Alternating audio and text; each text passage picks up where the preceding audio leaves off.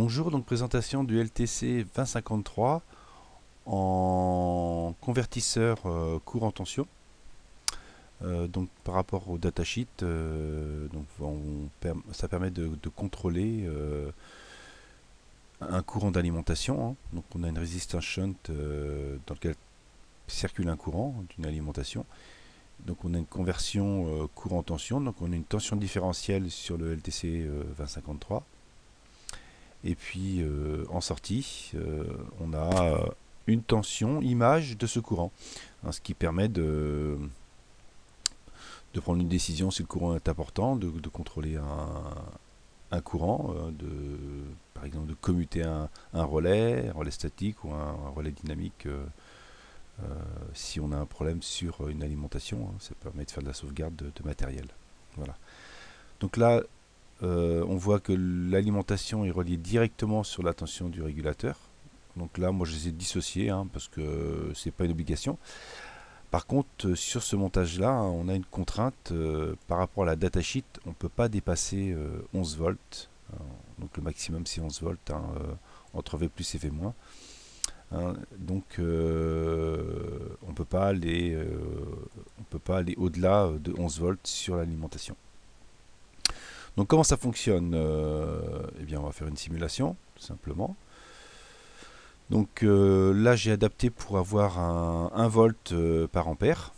Donc là j'ai mon alimentation stabilisée, donc là elle fait 11 volts au maximum. Donc là j'ai un courant qui traverse R5, donc j'ai une tension différentielle ici, U. Et puis là j'ai mon rhéostat qui permet de faire varier le courant, hein, pour regarder comment ça fonctionne. Là j'ai ma tension différentielle et puis j'ai mon jeu de résistance, hein, qui permet de convertir, d'amplifier cette tension différentielle. Donc là le coefficient d'amplification c'est 1 plus R2 plus RV1 sur R1. Donc, on fait R2 plus RV1, donc j'ai mis un potentiomètre, ce qui permet d'ajuster voilà, la valeur d'avoir une correspondance entre là et là, hein. Donc là on a 7,8 ampères et là on a 7,8 volts. Et bien sûr, si on fait varier le courant, bon, on a une petite dispersion. Par exemple, si on a un courant de 4 ampères, voilà, 3,9, vous voyez, on a une petite dispersion, un petit différentiel, hein. On n'a pas tout à fait une bonne linéarité du montage, hein. Bon, 3,91, 4,09, bon, on est pratiquement, mais pas tout à fait. Un condensateur de filtrage, hein, qui évite tout ce qui est... c'est un filtre passe-bas en quelque sorte, hein.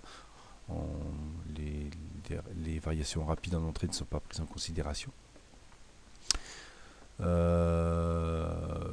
voilà, donc c'est un convertisseur courant tension, donc qui permet d'avoir une tension image d'un courant sur une alimentation.